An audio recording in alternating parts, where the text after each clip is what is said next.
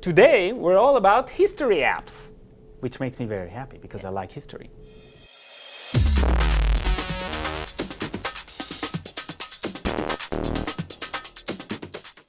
Hi, I'm Guy Trainin. And I'm Allison High. And this is Tech Edge, and today it's all about history. So we're going to get going with some of our founding documents. We're going to talk about two apps, one about the Constitution, the other one about the Declaration of Independence. Both are great apps that can work with a variety of ages, starting with younger kids in second, maybe third grade, walking all the way actually to adults. I love having the Constitution on my iPad because I can always say, if you say it's in the Constitution, here's the Constitution, show me where it is. So we're going to get to it. This is the Declaration of Independence, and it is exactly what it says to be. It sets out to be. There's the main text, and that is the text of the Declaration. There are the signers. So if you go to the signers and you click on any of the signers, it gives you a short biography, and of course, most importantly, their signature as it appears. There are notes that go with the declaration, including a timeline. So it's, again, another way to drill down a little bit, not too much. There's the actual original parchment, or a picture of it, obviously, that allows kids to see what it looks like today. There's an engraving where it's clear, and there's the painting of the signing of the Declaration of Independence. So a lot of information, really tightly packaged, very, very focused, which again is one of those things that we like. So that's our first app. Our second app is the Constitution, and it's done by the same company, and it's very, very similar. Again, we've got the text, and we can switch between the preamble and all of the articles, and then the amendments. So you can see that. Again, we see the signers with their biographies, very similar to the previous one, and a painting. So again, very focused, all the information is there, and then it's done. And it's one of those things that you can go back to again and again and again from second and third grade all the way up, depending on how deeply you want to go into it and how many layers you want to add to it. The next thing that we're going to take a look at is the Smithsonian Channel. And we mentioned this, I believe it was in our science segments. But we're going to take a look at it again with a history focus. And the last thing that we will look at today is called This Day in History. And it is exactly what it says it is. You can search a day and it will tell you what happened in history on that day, which I know a lot of social studies sections are being cut from schools. So what a great way to tie it into the morning message, something quick and easy to do. And you can actually have that show up automatically, so they can be a push message that says, this day, today in history, this and this happened. So you get that additional piece come in automatically. You don't even have to search for it physically. Yeah, so let's take a look. You can see that I have pulled up here the Smithsonian Channel. And you can see that it says, watch our videos, find a show, or create your channel. If you are just interested in finding any topic, you would go to watch our videos. I'll go ahead and click that for you. You can see that it has the featured videos, full episodes, and most popular. However, we'll go back to the main screen. If you're looking for something in particular, you can go to find a show. And since our focus is on history today, I'll go ahead and select history at the top. You can see that it has featured, air and space, culture, science and nature, kids, and then you can select all shows. Now when I select history, you can't search in particular for a show. However, you can scroll through and see what they have. And they have a great selection. Their videos are really nice. Some of them are as long as about 20 minutes, but they can be as short as about 2. So it can be something quick that you show in your classroom. If you go back to the Smithsonian Channel at the bottom, this is kind of your menu button here, you can go to create a channel.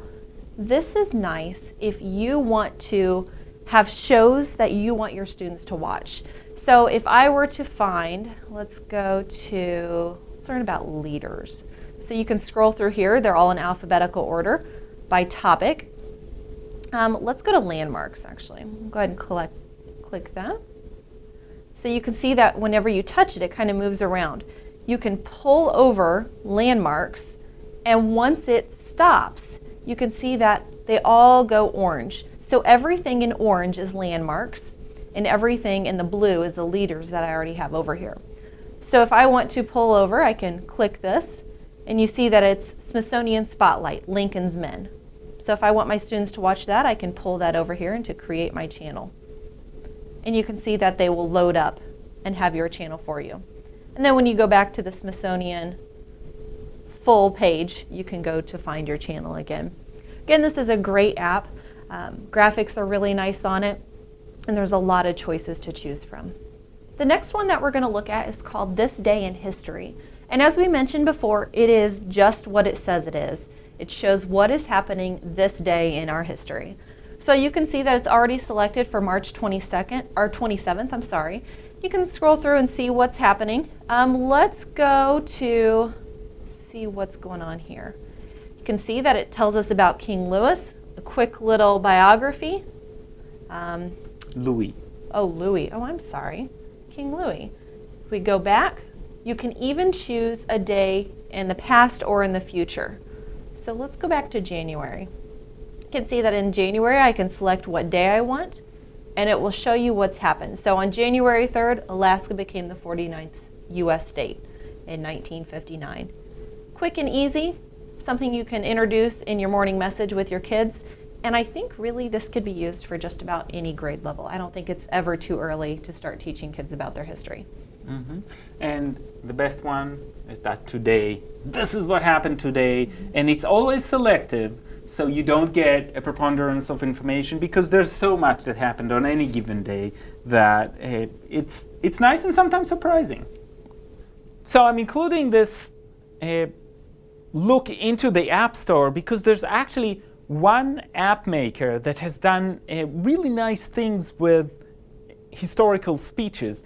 And this is an outfit called Tobogado. I don't know why. It sounds like Portuguese. I'm not sure. But what they've done is they've actually collected speeches that I think were freely available on the net and packaged them as apps. So you can get apps with the speeches of Ronald Reagan, Winston Churchill, great speeches in history, which is a really nice collection, speeches from World War II, the Apollo app that we've talked about before that has a lot of the recordings of the astronauts walking on the moon and their missions.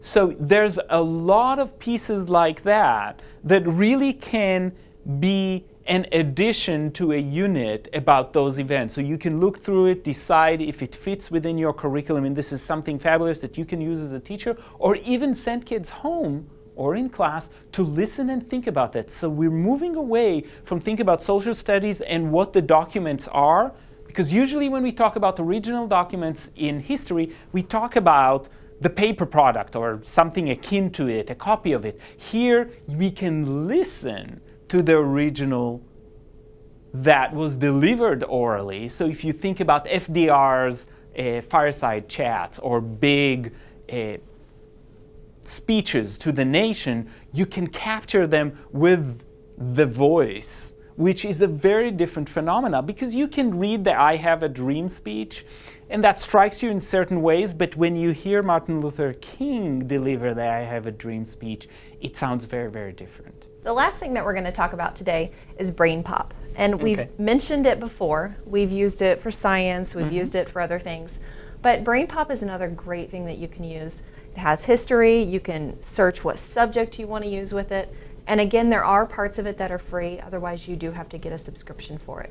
But I think it's a good app to use. And one of the things I've activated on my BrainPOP, because it's free, is I actually activated the daily messages, so it tells you which movies are available for free. Amelia Earhart was on today. So again, there's that reminder, and you as a teacher can totally disregard this or say, this fits perfectly with what I'm doing this week, so I can take that and use it in class. So again, BrainPOP is doing a lot to try and make it very user-friendly.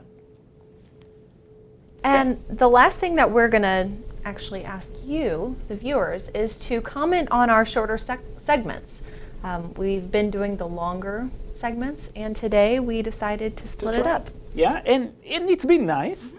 we're still exploring the medium, and we'd like to know from you. So we've got our emails on the bottom, and you can email me or Allison, and just let us know how things are going, if you like the shorter format, and if you do, we'll keep on doing it. Something else to add, if you have something that you want to know more about, please do let us know. We'd be happy to cover it for you. Okay, and next time, I'm going to be out of the country, so it's going to be Allison. Next time we're going to be covering educational games that you could perhaps use in your centers or during computer time, and also word games, things that you can have your kids work on in phonics or during their spelling. So thank you for tuning in today. And we'll see you next time on Tech Edge.